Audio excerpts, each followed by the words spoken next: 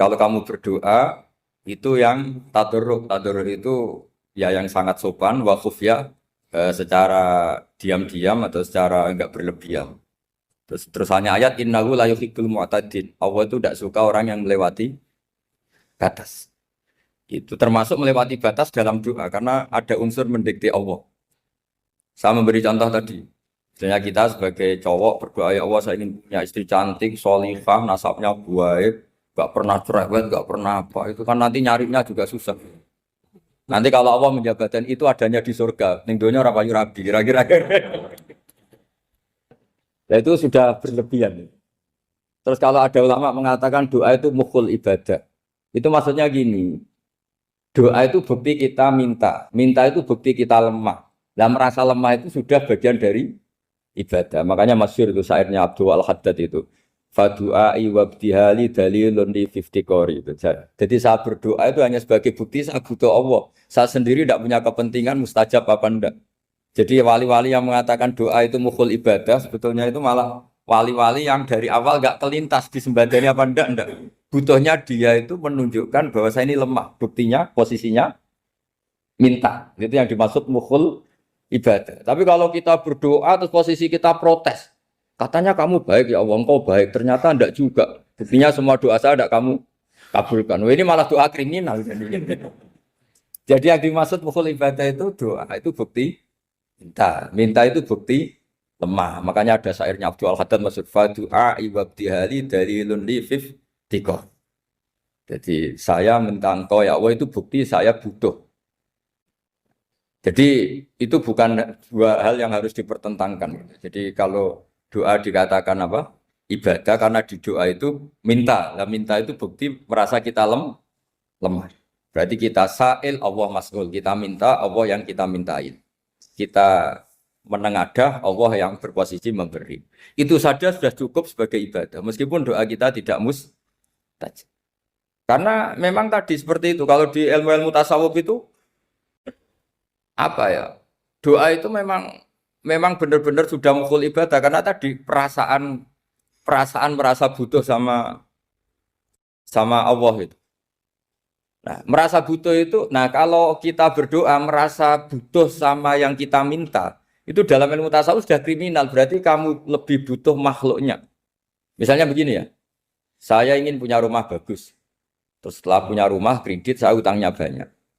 Sebetulnya saya itu tidak pernah ingat Allah, gara-gara utang banyak, kredit jatuh tempo, terus melibatkan Allah. Ya Allah saya ini utang banyak, ini, terus tolong dibayar. Sebetulnya saya itu ingat utang. Cuma Allah tak libatkan kan. Lah itu tidak akan jadi wali. Yang jenis ini tidak akan jadi wali. Saya ingin jadi dosen. Melibatkan siapa ya nanya? Melibatkan Allah terus malam-malam bangun melibatkan Allah. Itu artinya apa? Kamu itu lebih ingin yang kamu minta ketimbang ingin Allah. Kalau wali itu enggak gitu, kangen Allah. Terus tahu Allah itu zat pemberi, karena tahu Allah zat pemberi terus minta. Maka yang dikangen itu ya Allahnya dulu. Kalau kita kan enggak punya kasus dulu, punya keinginan banyak dulu. Baru ingat siapa yang bisa ya. Oh Allah. Allah kita libatkan. Ya untungnya Allah baik, mau ramal utang bukan mikir. Untungnya Allah enggak jawab itu. Jadi itu bedanya wali. Kalau wali itu kangen Allah dulu, baru minta. Kalau kita enggak, banyak masalah dulu, baru melibatkan Allah. Nah yang jenis ini tuh bahaya, kalau nggak disembadani mesti ngomel ya. Gusti katanya kalau yang minta kamu kabulkan, ternyata ini enggak. Nanti kalau Allah jawab, kamu itu tidak kangen saya, kamu itu kangen uang, kangen perempuan cantik yang kamu inginkan. Terus kamu melibatkan saya. Urusannya apa saya dengan itu? Pak? Makanya tidak usah nuntut karena awalnya sudah salah. Ya saya kira itu ya, jadi ada ayat apa? Ud'u rabbakum tadarru'aw wa khufyah, terusannya apa? Innahu la yuhibbul mu'tadin. Itu di semua tafsir dikatakan Allah enggak suka orang yang berlebihan dalam doa. Berlebihan tadi, misalnya minta sesuatu yang terlalu besar atau permintaan kemarin saja lanu addi syukroh, kita tidak bisa memenuhi mensyukuri, sudah minta lagi. Misalnya seorang jomblo, targetnya kan asal payu nikah. Tapi setelah nikah bayangkan istrinya sholihah, tidak cerewet, itu kan berlebihan. Hilang status jomblo saja belum kamu syukuri kok sudah minta macam-macam. Jadi harusnya kan syukur dulu ya. Sekedar laku nikah ini kan ada syukur yang harus seperti jadi dosen juga gitu. Sekedar jadi dosen harus kita syukuri dulu karena menjadi kita tidak nganggur. Itu kan satu harkat sosial yang luar biasa. Jangan tahu-tahu sudah hari kedua cari intensif, cari ini itu, syukurnya aja belum sudah kemana-mana. Lah itu sudah mu'tadin, sudah melebihi apa? Batas. Ya saya kira. Jadi begini ya masalah pendidikan ya. Kalau saya jawab pakai ilmu hakikat saja karena ini keahlian saya. Sebetulnya begini ya, kalau misalnya itu ya subjektif juga, misalnya bilang rata-rata alumni pondok ini sukses, alumni kampus ini sukses, yang ini tidak sukses, itu satu pasti subjektif. Karena biasanya yang diterkenalkan ya yang sukses-sukses.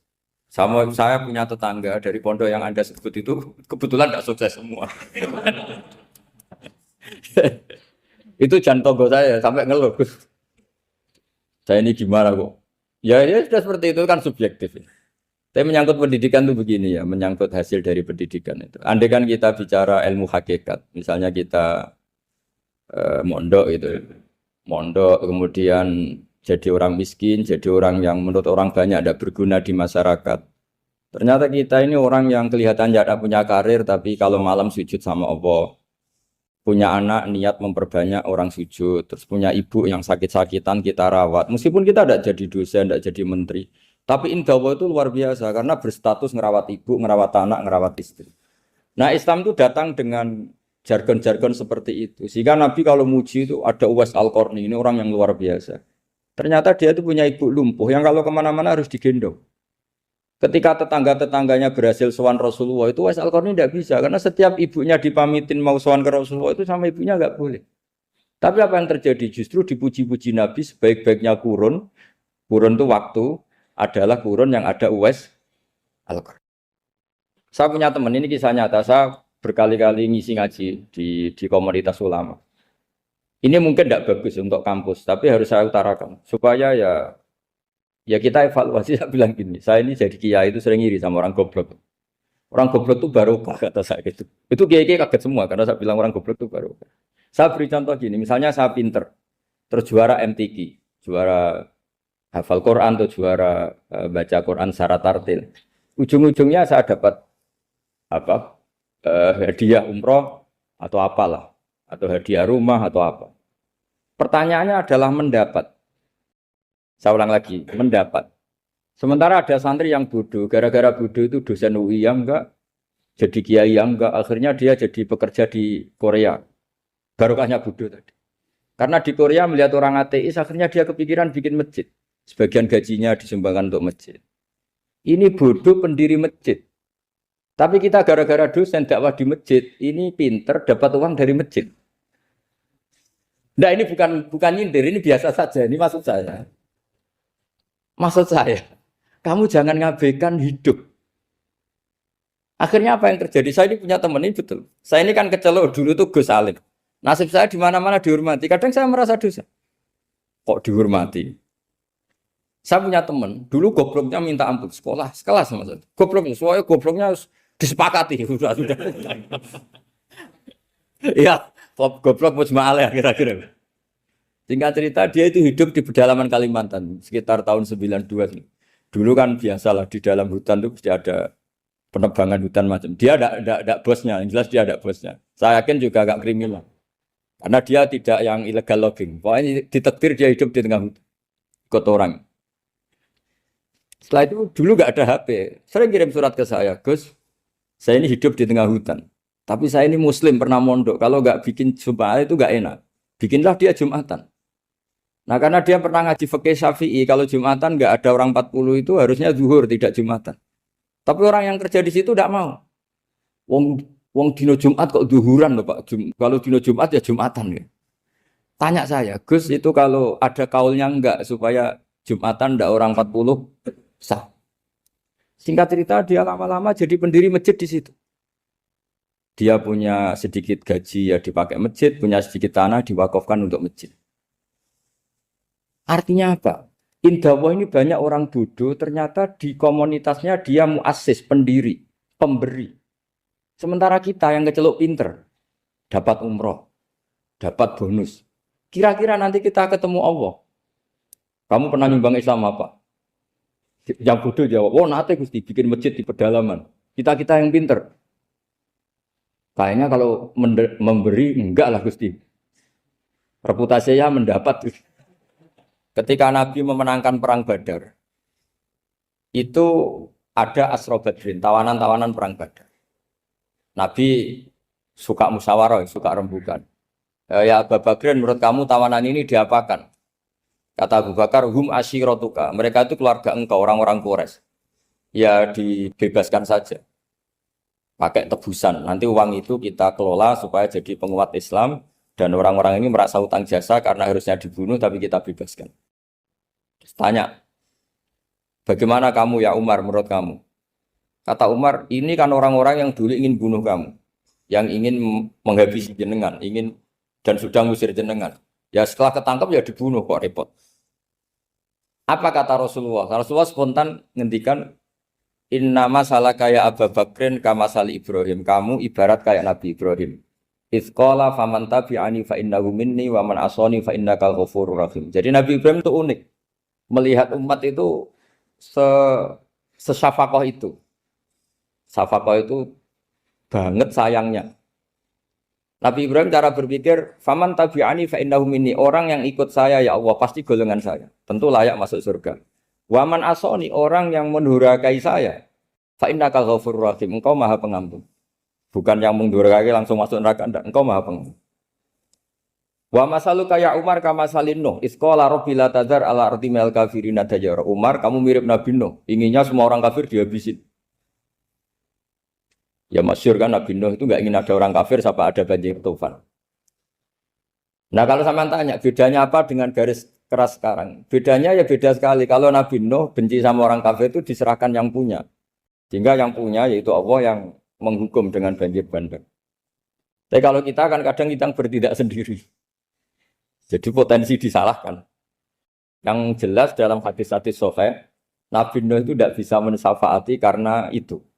Ketika diminta syafaat, ini hadis sahih bukan ada di Bukhari, ada di Muslim. Karena biasanya kalau di kota itu ditanya ini sahih enggak? Untungnya yang tanya kadang enggak paham, ini alhamdulillahnya jadi wah repot.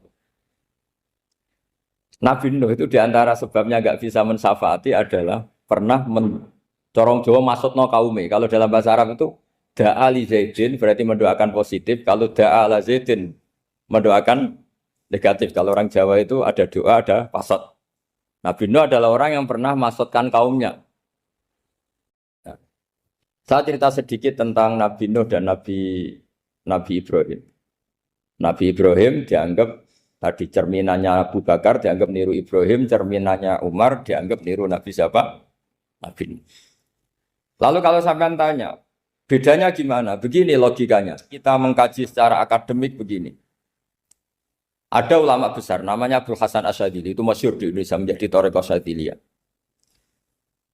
Terus ada seorang muridnya minta gini, ya Abdul Hasan Asyadzili, tolong saya dikasih ijazah supaya saya tidak pernah maksiat di bumi ini. Karena saya takut sama Allah, kalau saya maksiat itu merasa tidak nyaman dengan Allah. Abdul Hasan Asyadzili ini malah marah besar. Atuhibbu alla tadhharu maghfiratu. Kalau kamu tidak pernah maksiat, berarti kamu suka maghfirahnya Allah Ta'ala itu tidak kelihatan. Karena tidak ada yang maksiat. Tapi bukan dukung kamu yang tidak. Ini cerita ilmiah. Tapi kalau Said Abdul Al-Haddad, itu kebalikannya. Ada orang fasik gitu, hidup berkeliaran, mengganggu masyarakat, ganggu ketertiban agama. Ada kiai atau siapa gitu mendoakan supaya tobat atau dikasih panjang umur supaya nanti bisa tobat. Itu beliau, Said Abdul Al-Haddad marah besar. Man da'a li fasikin bil baqa faqad ahabba ayyusawahu fi ardi. Orang yang mendoakan orang fasik hidup berarti dia suka Allah dimaksiati di buminya. Jadi akhirnya jadi kutub besar, yang satu Sadziliyah, yang satu Haddadi. Kenapa ya? Karena tadi yang satu cerminan Nabi Isa, yang satu cerminan Nabi Yahya. Sebagaimana sabda Rasulullah tadi, ulama ummati ka anbiya'i bani Israil. Juga masyhur dalam aplikasi pengajaran juga gitu. Masyhur sekali dalam kitab-kitab diceritakan. Kalau Said Abdul Haddad, kalau ada orang sowan itu, kamu ngaji sama siapa? Sama si A. Pernah nangis gak pas ngajar? Gak pernah. Udah ndak terus, nggak usah diterusin ngaji orang seperti itu. Artinya atas ya, wong ora iso nangis ya. Tapi kalau Abu Hasan Asadili kebalikan, kamu ngaji sama siapa? Sama si A. Pernah tertawa enggak kalau ngaji? Enggak pernah. Udah, enggak usah ngaji sama orang itu. Orang enggak bisa syukur. Jadi jadi itu manhaj besar. Nah, akhirnya orang-orang kayak kita ini enggak jelas semua. Nangis ya bisa, syukur, guyu ya bisa. Cuma celakanya kalau kita nangis karena tidak punya uang, kalau guyu karena punya uang, itu masalahnya. Tapi kalau wali-wali dulu enggak. Kalau senyum ya karena saking yakin rahmatnya Allah itu wasiat rahmatu. Kalau nangis ya karena takut azabnya Allah. Kalau kita kan enggak, sangat-sangat materialistik. Ini yang membedakan kita. Sebenarnya nangis dan senyum itu satu keharusan karena Allah punya madharul jalal. Ketika Allah dengan sifat keagungannya, maka kita ini seorang Jawa serako bersenyum. Tapi Allah itu kadang sebagai madharul jamal. Adanya satu keasikan. Sehingga yang merengut itu yang salah. Makanya dalam ilmu tasawuf, kutub wali itu hanya dua. Allah dengan madharul jalal, dengan Allah yang madharul jamal. Contoh madharul jalal misalnya gini. Ketika Nabi Musa ingin melihat Allah, saking kangennya ingin melihat Allah, Rabbi arini anzur ilaik. Ya Allah, saya beri hak untuk melihat engkau. Allah dengan jalalnya gini, Allah itu qadim, superior. Tentu gak layak tersentuh barang hadis. Barang hadis itu makhluk. Sehingga ketika falam matajalla rabbuhu lil jabali ja'alahu dakka wa kharra Musa sa'iqa. Sehingga enggak levelnya apapun hebatnya Nabi ini tetap makhluk. Sementara Allah itu qadim. Enggak kuat. Makhluk yang fana ini, yang profan ini enggak kuat. Enggak kuat menampung zat yang qadim, yang superior. Sehingga gunung pun hancur. Nabi Musa pingsan.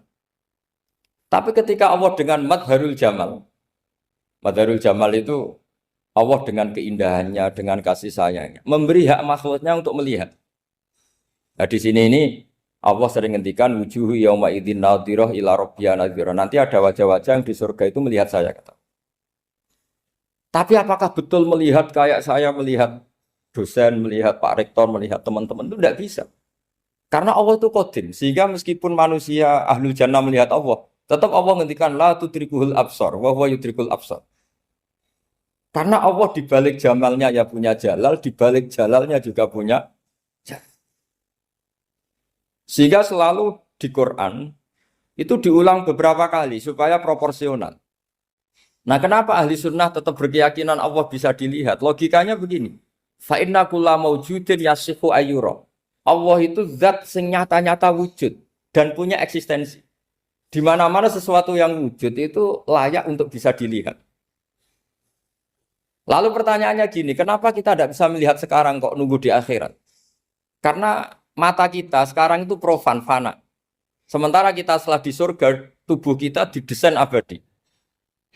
Ya saya ulang lagi ya, setelah kita di surga, semua fisik kita ini didesain abadi. Tentu karena desainnya sudah abadi, layak melihat zat yang abadi. Tapi pertanyaannya, kenapa tidak bisa ikhatah, tidak bisa melihat sampai faham, la tudrikul absar? Karena abadi kita itu diabadikan. Sebagaimana surga abadinya diabadikan. Neraka ya diabadikan. Sementara Allah abadi dengan dirinya sendiri, yaitu Al-Qayyum, atau dalam bahasa ngajinya Qiyamuhu binafs. Nah lalu pertanyaan, makanya Mu'tazilah itu menentang betul kalau orang di surga bisa melihat Allah. Cara berpikir Mu'tazilah, melihat itu artinya yang dilihat ada arahnya, sementara Allah terbebas dari arah. Tapi kata ahli sunnah cara berpikir tidak seperti itu. Melihat itu pokoknya tahu. Nah, tahu karena mata itu karena kita ditakdir tahu itu karena mata. Sebetulnya yang menjadikan tahu itu tidak mata. Ya kalau tahu ya tahu saja, bukan harus pakai mata. Itu cara berpikir ahli sunnah wal jamaah. Jadi saya beri ya bocoran. Kenapa mazhab ahli sunnah itu yang dipilih oleh banyak mayoritas di dunia, jumhur itu. Ahli sunnah itu dianggap pikirannya lebih orisinal. Misalnya ahli sunnah kalau ditanya, kenapa kamu melihat? Ya melihat saja. Kenapa kamu mendengar? Ya mendengar saja. Kesannya itu tidak rasional, kayak orang yang nggak pinter itu. Tapi sebetulnya itu yang benar. Jadi cara berpikir ahli sunnah itu melihat itu menjadi tahu. Menjadi tahu itu bisa karena mendengar, bisa karena melihat, bisa karena dikasih tahu, bisa karena bersentuhan. Sebab itu di Quran itu ada ayat ala ya'lamu man khalaqa, bukankah zat yang menciptakan itu menjadi tahu. Sehingga kenapa Allah itu selalu tahu? Karena Allah yang menciptakan. Kalau kamu tahu karena mata, sekali itu jauh, maka kamu tidak melihat. Atau kamu sekarang buta, kamu tidak melihat. Atau tertutupi barang itu, maka kamu tidak melihat. Tapi kalau kamu tahu karena kamu menciptakan, maka akan melihat terus. Misalnya saya ini tukang batu. Saya ingat betul ketika saya bangun Monas, itu polpen saya tak tanam di dalam Monas. Saya ingat betul kalau polpen saya warnanya putih, tak tanam di Monas 2 meter dari pondasi. Setelah saya pulang ke Jogja ditanya, di dalam Monas ada apa? Ada polpen. Posisinya 2 meter dari pondasi. Kenapa saya tahu? Karena saya yang menciptakan. Nah, karena menciptakan ini sehingga tahu saya akan terus-menerus. Tapi kalau tahu karena mata sekali barang itu tertutupi, nggak tahu. Misalnya saya tahu jenengan karena dekat sekali jenengan kemana-mana saya sudah tidak tahu. Tapi kalau saya menaruh sesuatu di tubuh Anda, sehingga kamu kemana-mana tetap tahu bahwa barang itu ada di tubuh. Nanti kalau ada yang protes, tapi bisa saja Gus barang itu dicuri orang kemudian Anda tidak tahu. Yang menjadi tidak tahu karena saya sudah tidak menciptakan suasana itu. Selagi saya yang menciptakan, maka akan tahu terus. Nah, tapi karena Allah ini menciptakan semua yang ada di bumi, maka Allah tahu terus. Jika Allah tahu cara bikin kuman, terus tahu bahwa manusia itu punya kuman, kumannya punya organ, organnya juga punya kuman. Mesti gak kebayang. Kamu bayangkan kayak, makanya Allah itu kalau cerita sederhana, Inna wuha la yastahi ayyadriba masalam ma'u ba'udotan fama fokoha. Allah itu tidak malu bikin perumpamaan nyamuk, karena nyamuk itu lebih dahsyat timbang gajah.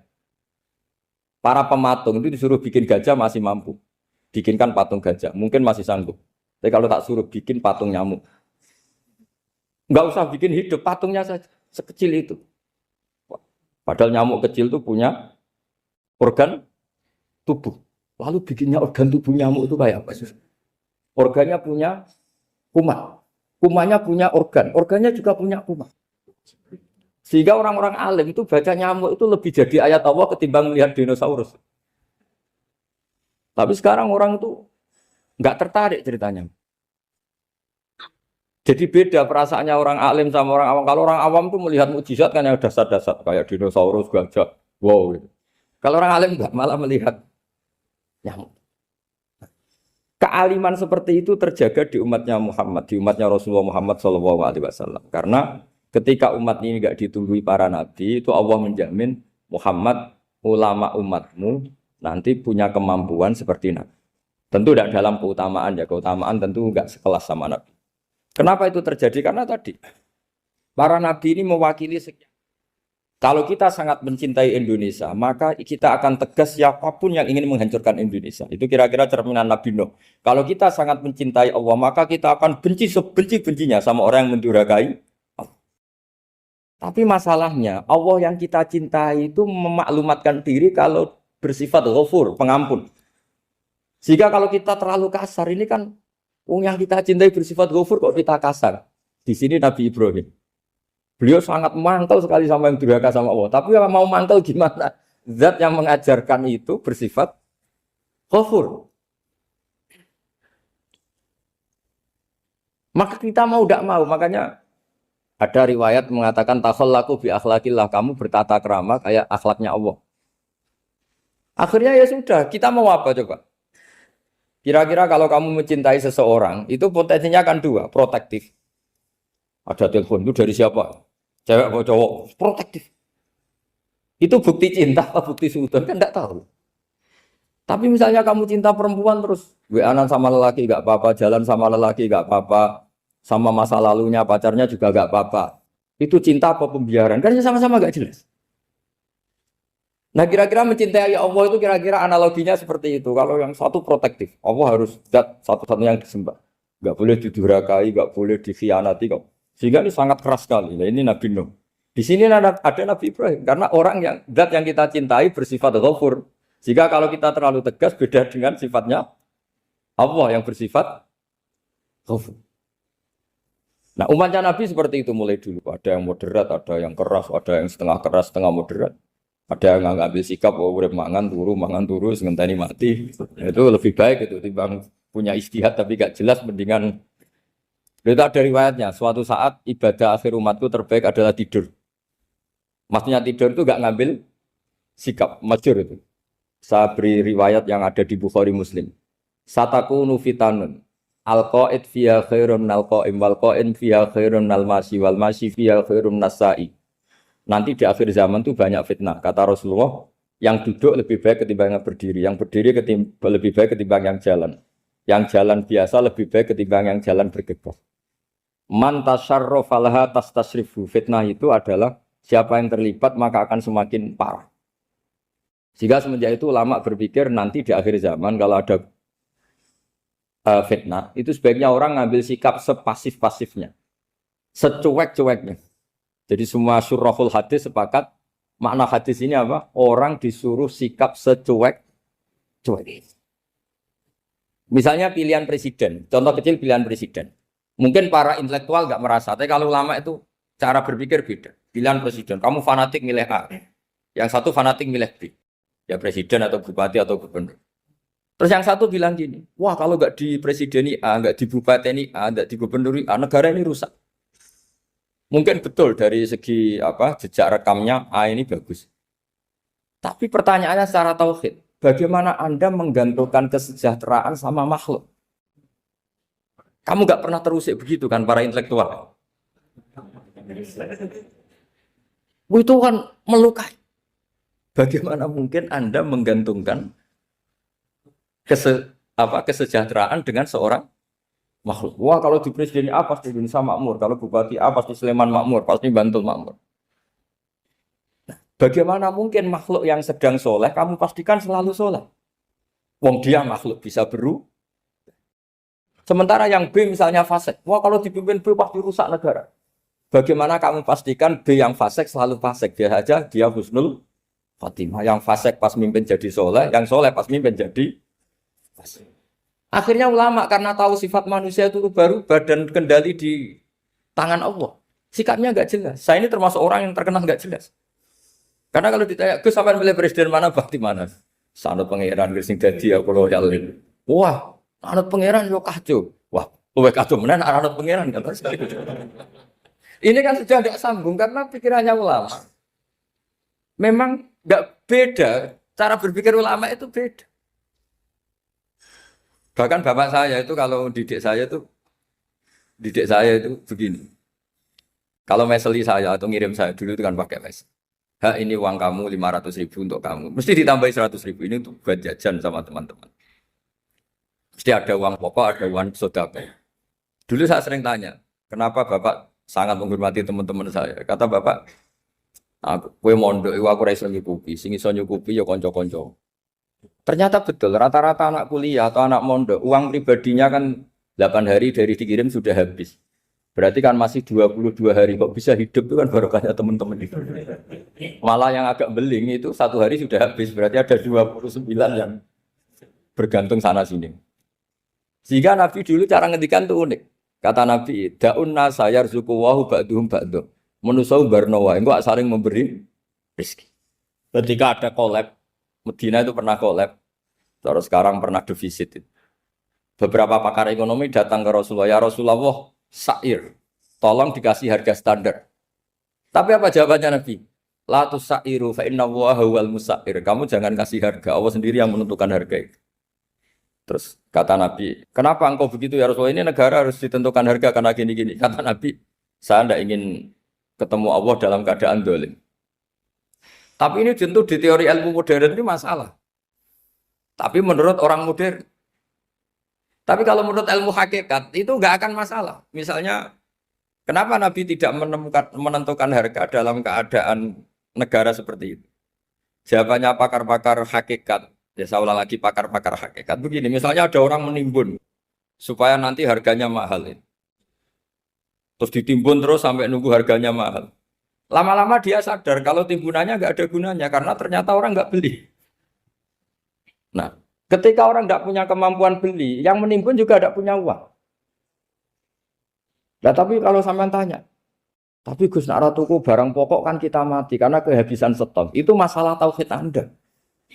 Bagaimana mungkin kamu bayangkan seorang makhluk tidak bisa hidup atau nggak dapat rezeki?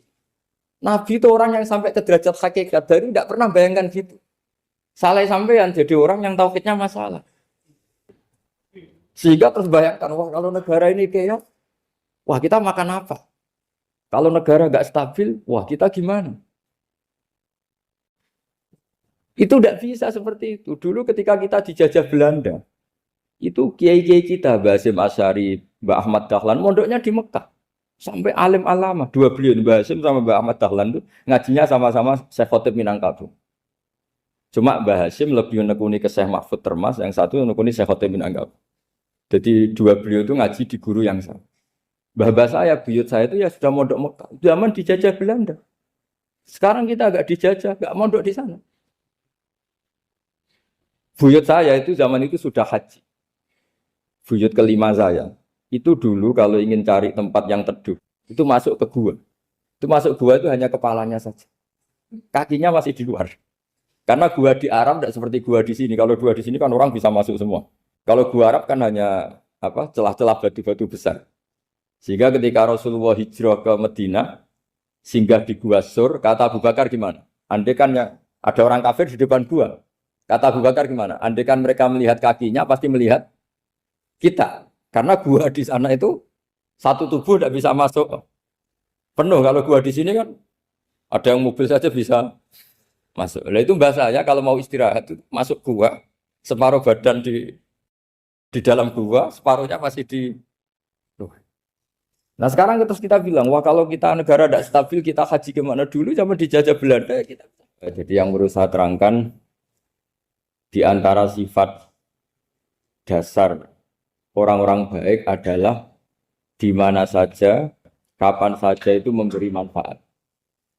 Termasuk tentu saat paling sulit. Jadi Nabi Isa menceritakan dirinya itu wa ja'alani mubarakan nama kuntu, saya ditakdir Allah berada di mana saja memberi berkah, memberi kemanfaatan bagi orang lain. Ada beberapa cerita tentang Nabi Isa. Jadi perlu diketahui ada 3 nabi yang seperiode. Satu Ibrahim dan Nabi Lut. Ibrahim itu sama Nabi Lut itu pernah paman. Kedua Nabi Musa dan Harun. Sebetulnya yang jadi nabi itu Nabi Musa, tapi Nabi Musa karena alsak, lisannya Anda jelas, minta Nabi Harun, ya tentu minta kepada Allah supaya Nabi Harun jadikan nabi. Terus ketiga, Nabi Isa dan Yahya. Yahya bin Zakaria, terus Isa ini pernah keponakan Zakaria. Kira-kira kalau di Jawa ya misanan antara Yahya dan siapa? Isa. Jadi ada 3 nabi yang seperiode. Tapi yang paling berkompeten, yang sederajat kira-kira seperti itu hanya Isa dan Yahya.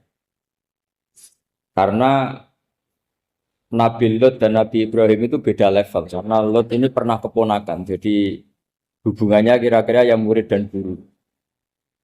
Terus Musa dan Harun itu juga nggak level, karena Nabi Harun ini jadinya Nabi itu atas permohonan Nabi Musa. Sehingga meskipun Harun itu kakaknya, tapi nggak berani bantah. Jadi Nabi Musa itu dalam cerita, beliau itu alsak. Alsak itu lesannya agak kedal. Tapi ini alsak yang barokah. Jadi dulu ceritanya Musa kecil karena dia seorang Nabi, beliau seorang Nabi. Itu kalau melihat Fir'aun itu mantelnya bukan main. Padahal kecilnya dirawat Fir'aun. Singkat cerita mulai kecil sudah usil. Kalau melihat Fir'aun itu ya jenggotnya dipakai mainan. Pokoknya nakal. Lama-lama Fir'aun curiga, dasar orang Israel. Nabi Musa ini turunan Israel. Lama-lama Fir'aun itu yakin kalau itu sengaja. Akhirnya Fir'aun mau membunuh Musa. Terus kata istrinya Fir'aun, Musa itu masih anak kecil. Jadi seperti itu ya bawaan anak kecil, bukan bawaan kebencian terhadap orang Kipti, orang Mesir. Kalau dalam bahasa kitab kuno Mesir itu Egypt Al-Kipti, makanya disebut Maria Al-Kiptiyah. Kalau orang sekarang bilang Egypt itu bahasa kunonya Mesir itu Al-Kiptiyah. Nah, memang secara bahasa Arab Mesir itu nggak mungkin, bahasa Arabnya Mesir itu nggak mungkin karena Misro itu maknanya kota. Jadi kalau kamu bilang kamu kemana, ke Misro, ke kota, lah yo kota mana, yo kota Mesir, itu bisa debat kusir. Jadi ya kayak kita lah, kita sekolah di mana? Di madrasah. Madrasah terjemahnya apa? Sekolah. Nah, kemudian oleh istrinya Fir'aun ya gini saja, buktikan kalau Musa itu masih anak kecil. Masyhur itu dalam cerita dikasih bara api sama apel. Sebenarnya Musa kecil ini sudah pinter mau milih apel. Sama malaikat Jibril diarahkan tangannya itu ngambil apa? Bara api terus dikunyah. Itu yang menyebabkan lisannya Musa itu alsak, agak pelat. Nah, ketika jadi rasul itu akan repot karena nanti harus pakai penerjemah. Jadi seorang rasul tapi lisannya tidak apa? Cakap. Akhirnya Nabi Musa realistis ngendikan ketika diutus wa akhi Harun wa afsahu minni lisanan fa arsilhu ma'iyarid ayyusaddiquni inni akhafu ayyukadzibun. Ya Allah, saudara saya Harun itu lisannya lebih fasih. Tolong jadikan dia rasul sebagai penguat saya. Akhirnya Allah mengabulkan doanya Nabi Musa, kemudian Harun dijadikan sebagai apa? Rasul. Sehingga meskipun satu angkatan, Harun dan Musa ini enggak level. Artinya enggak level itu ya Harun yang takut Musa. Terus ketiga ini Nabi Yahya dan Nabi Isa. Ini umurnya ya seangkatan, kecerdasannya, jadi nabinya sama-sama mulai kecil. Kita tahu Nabi Yahya termasuk yang diberi kitab Allah, ya Yahya khudil kitab bi quwwah wa atainahu hukma sobia. Yahya berpeganglah kitab secara kuat dan dia saya kasih kenabian ketika kecil. Sama dengan Nabi Isa yang disebut wa yukallimun nasa fil mahdi wa kahla. Sehingga karena selevel dua nabi ini menjadi figur besar dalam manhaj, dalam metode dakwah. Dua karena masih misanan tadi, kalau Jawa kira-kira mirip misanan. Dua nabi ini kalau memilih satu kampung, itu kalau Nabi Yahya itu milih kalau singgah di satu kampung, Nabi Yahya mesti tanya, orang sini yang paling soleh siapa, yang paling baik siapa. Ya terus singgah atau nginap di rumahnya orang baik tadi. Tapi kalau Nabi Isa enggak, orang sini yang nakal siapa, yang paling beling siapa. Terus Nabi Isa singgah di situ. Akhirnya ada pertanyaan dari Nabi Yahya, lima tanzilu ala syirarin nas. Kenapa kamu selalu singgah di orang-orang nakal? Syiror itu orang-orang nakal. Masyhur itu Nabi Isa menjawab, ana tabibun udawil mardo. Di mana-mana Nabi itu ibarat seorang dokter, kerjaannya tentu menyembuhkan orang-orang yang apa? Sakit. Jadi dua nabi ini sering berdebat, tentu debat yang baik, dan itu menjadi cara Jawa itu punjeri ilmu. Jadi manhaj ilmu besar antara Yahya dan Isa. Begitu juga Nabi Yahya itu kelihatan agak rileks, panik, saking takutnya sama Allah. Kalau Nabi Isa itu rileks, pokoknya kumpul orang-orang nakal itu ya rileks. Akhirnya ada dua pertanyaan sekaligus nanti jadi dua manhaj. Kenapa kamu sering masam itu, sering kalau bahasa Arab itu abasa ya. Terus yang Nabi Yahya balik bertanya, kenapa kamu sering senyum, sering tertawa? Kenapa memangnya terus? Ka'annaka ta'manu min makrillah. Kamu sering senyum kayak kami sudah terbebas dari azab Allah, dari ditegur Allah, seakan-akan kamu orang paling benar yang enggak akan salah. Nabi Isa balik tanya, sama kamu sering masam, sering merut, ka'annaka taqnatu min rahmatillah, seakan-akan kamu putus asa dari rahmatnya Allah. Sehingga kemudian itu jadi manhaj besar. Kalau terlalu senyum, ya dianggap orang yang kayak enggak punya perasaan dosa. Tapi kalau terlalu masam, terlalu merenggut, seakan-akan rahmat Allah itu terbatas. Sehingga seakan-akan Allah itu rahmatnya nggak cukup lah untuk mengelola manusia ini. Sehingga itu jadi metode besar yang masyhur itu dalam sebuah hadis Nabi ngendikan, ulama ummati ka anbiya Bani Israil. Ulama umatku itu kapasitasnya atau fungsinya atau manfaatnya setingkat nabi-nabi Bani Israil. Karena ketika umat ini nggak ditunggui para nabi setelah Rasulullah SAW, itu yang nunggui hanya ulama. Tapi ulama ini sudah cukup mewakili para nabi Bani Israil. Dan banyak syurahul hadis, para menyarah hadis mensarahkan, Nabi tidak ngendikan ulama ummati kamisli seperti saya, tapi ka'ambiyai Bani Israil, bagaimana nabi-nabi Bani Israil. Nabi Bani Israel itu macam-macam. Termasuk ada yang tidak nikah, yaitu yang bernama Yahya dan Isa. Delala umatnya Nabi itu ada orang alim alamah yang ilmunya melegenda, yaitu namanya Imam Nawawi. Itu tidak nikah. Sampai kabudut. Meskipun dalam ajaran syariatnya Nabi, nikah sunnati, tapi selalu ada orang yang ditakdir tidak nikah. Karena masyhul, karena sibuk ngurus ilmu. Bukan karena tidak laku, yang jelas itu bukan karena tidak laku. Imam Nawawi itu ganteng, orangnya ya normal. Tapi karena sibuk nulis, beliau sampai kabudut itu tidak nikah. Imam Sibawayh itu suka sekali sama ilmu, menjadi istri utamanya ya ilmu. Dia ganteng, Sibawayh itu maknanya tuh apel, dia ganteng sekali, sampai banyak cewek yang seneng. Akhirnya dia nikah. Saya nggak pernah dikumpulin. Dia belajar terus. Ketika beliau ke pasar, dulu nggak ada supermarket, beli kertas, kitabnya dibakar semua sama istri. Dikira istrinya terus mencintai dia, malah diceraikan. Itu siapa Imam Sibawayh. Terus ada umatnya Nabi yang paling unik di dunia. Mungkin Pak dosen, saya kiai pun nggak bisa nih. Ada orang tuh ganteng sekali, istrinya cantik sekali. Itu tahu-tahu sudah 10 tahun tidak pernah hubungan suami istri. Karena ketika si suami itu tahu istrinya cantik, itu langsung sholat sujud syukur, sholat terus. Saking senengnya punya istri cantik. Yang istrinya cantik juga solihah, tahu suaminya ganteng ya terus sholat terus syukur. Itu sampai berhari sampai bertahun-tahun.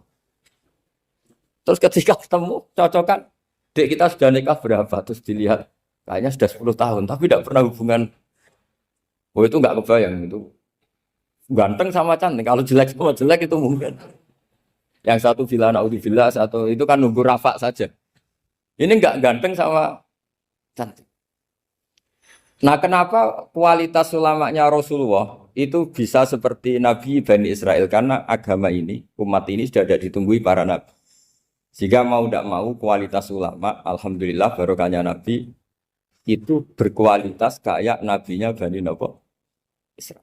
Soal kebahagiaan, nenek moyang pulau jenengan tuh anaknya banyak, dijajah Belanda, jajah Jepang ya nyatanya anaknya banyak. Itu kira-kira bahagia apa enggak? Nah, artinya gini ya tentu kita tidak ingin dijajah itu tentu ya, tapi kita ini selalu latah. Wah kalau ekonomi jatuh kita makan apa? Kalau kita dijajah kita tidak perlu seperti itu. Rahmatnya Allah Ta'ala itu akan adrokatna. Rahmatnya Allah Ta'ala akan menemukan kita. Apapun kondisi kita, apapun keadaan kita. Ini cara berpikir tauhid. Sehingga Nabi itu tidak pernah bayangkan umatku narata tunggoni piye, ditunggoni Allah. Sehingga masyhur dalam hadis-hadis sahih, la tazalu ta'ifatun min ummati dzahirina 'alal haq la yadurruhum man khadalahum wala man khalafahum wala man nawa'ahum. Selalu di umatku ada kelompok-kelompok yang selalu membela kebenaran dan tidak akan terkalahkan oleh kesesatan di akhir zaman. Kenapa? Cara berpikir orang tauhid itu sederhana begini. Allah menamakan dirinya Al-Hadi, penunjuk jalan. Dan sifat Allah pasti nafidah karena Allah tidak terkalahkan. Sama seperti Allah menyifati dirinya Ar-Razzaq, Ar-Razik yang memberi rezeki. Maka orang segoblok apapun, selumpuh apapun, selemah apapun tetap dapat rezeki. Sama, Allah mensifati dirinya Al-Hadi, memberi petunjuk. Maka zaman serusak apapun orang tetap dapat petunjuk. Sehingga kita tidak perlu khawatir, wah nanti zaman kalau sudah rusak nasib Islam gimana? Ya coba sekarang, nasib Islam gimana? Ya baik-baik saja. Dulu ditunggoni wali songo ya banyak orang Islam, sekarang nggak usah wali songo. Ditunggu dosen-dosen yang ngajar aja nunggu digaji. Kiai pidato ya ada yang beri salam template. Itu kalau nuruti definisi ikhlas itu tidak ada yang masuk. Tapi meskipun demikian agama juga jalan. Kenapa agama ini jalan? Karena Allah Al-Hadi, penunjuk jalan. Ketika Allah mensifati dirinya penunjuk jalan dan sifatnya Allah pasti nafidah, pasti terjadi. Karena Allah tidak pernah gagal. Sehingga agama ini akan ada terus sampai akhir zaman. Coba Amerika kayak apa, Islamofobia. Di Amerika tambah lama tambah banyak Islam, Eropa juga gitu, Australia juga gitu. Anda kan nuruti teori sosial. Sudah dunia sudah materialistik kayak gini, orang dohirnya itu akan meninggalkan agama. Nyatanya tidak juga. Saya pernah di Korea seminggu, itu di negara ateis. Itu TKI ke sana tuh nyari uang. Ternyata ya kepikiran bikin masjid, bikin komunitas Islam. Coba siapa yang menggerakkan hati itu? Hanya Allah Subhanahu wa Ta'ala. Ya, jadi cara berpikir tauhid saya ulang lagi, saya mohon sekali di pengajian ini saya cerita wajah alani mubarakan aina ma kuntu. Jadi cara berpikir sekian nabi, terus kita punya karakter tertentu, kita milih nabi ini itu sah. Karena ulama umati ka'ambiyai Bani Israel. Ulama umatku itu ibarat kayak nabi Bani Israel. Jadi ada yang milih tadi. Seperti Nabi Isa fokusnya ngurusi orang-orang nakal. Itu juga bagus karena di mana-mana nabi itu seperti dokter. Tapi Nabi Yahya hanya berkawan sama orang-orang soleh. Kita tahu berkawan orang fasik itu resiko ketularan. Iman pas-pasan wae kancanan orang fasik kan taqabbalallahu minna minkum gitu. Wong kamu sendiri tidak sehat-sehat amat berteman orang penyakitan kan bahaya. Tapi kalau kamu sebagai dokter kok hanya berteman orang sehat, lalu kamu penelitiannya gimana? Masa saya dokter spesialis pernah penelitian, semua orang sehat saya pernah saya teliti. Itu dokter aneh apa enggak? Saya dokter spesialis. TBC, spesialis paru-paru. Yang kamu teliti siapa? Semua orang sehat. Pernah meneliti yang sakit? Tidak pernah. Kan ya jadi dokter aneh. Tapi misalnya terus kamu sendiri terus berteman orang penyakitan terus, kan ya rawan tertular. Nah, ini ada dua figur yaitu Nabi Yahya dan Nabi siapa? Ya saya kira demikian. Assalamualaikum warahmatullahi wabarakatuh. Saya Nizar. Semoga dari tayangan Gus Baha tersebut dapat menjadikan motivasi untuk kita ke depannya.